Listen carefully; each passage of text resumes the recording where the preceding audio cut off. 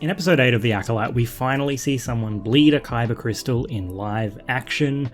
But what is bleeding a Kyber crystal? I've seen some strange criticism online in the last couple of days over this thing, and some of it is pretty misplaced to me because it doesn't seem like people fully understand what it is. Now, the concept was mentioned briefly in the Ahsoka novel in 2016 before being fully explored in the Darth Vader comics in 2017, where Palpatine sends Vader to hunt down a Jedi, obtain his lightsaber, and bleed the Kyber crystal inside it, which is to corrupt it and turn it red. Now, Vader hunts down the Jedi Keurig Infilia, who avoided Order 66 due to taking the Barash vow, also seen in The Acolyte with Torben, and after defeating him, attempts to bleed the crystal and has a bit of a rough time with it. But how could Vader struggle so much and Osha did it so easily, I hear you cry? Well, honestly, strength and strength in the Force has nothing to do with it. And I think the comic and the show give us our answer and lay it out pretty clearly. To bleed a Kyber crystal, you pour your hate and your anger into it, corrupting it and bending it to your will. So why did Vader have trouble? Because a part of him was still holding on. These panels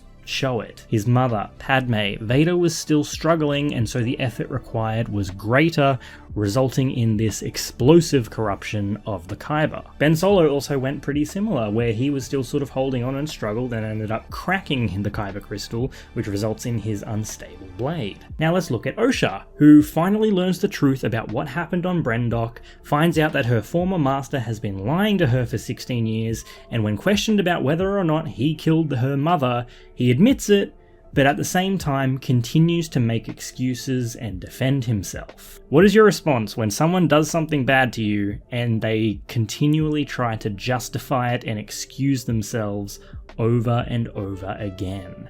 You get angry. The anger boils to the surface and Osha uses the Force to choke Sol to death. Killing a Jedi without a weapon, the task that Kyber initially set for May, Osha completes. And doing this, Osha unknowingly bleeds the crystal at the same time. Now, Kyber crystals are attuned to their wielders. The crystals call to them when the Jedi go to Ilum to gather their Kyber crystal for their lightsabers. They are, in a way, bonded. So when Osha murders the wielder of the Kyber crystal that she is currently holding in her hand, and she is so full of hate and rage, the crystal bleeds seemingly easy compared to others. Now, while the idea is the same for bleeding Kyber crystals, I think it's different for everyone who attempts it, as it's never going to be the same. It's like fingerprints. Vader was holding onto his past and struggled, while Osha was literally in the process of murdering the person whose Kyber crystal she was holding.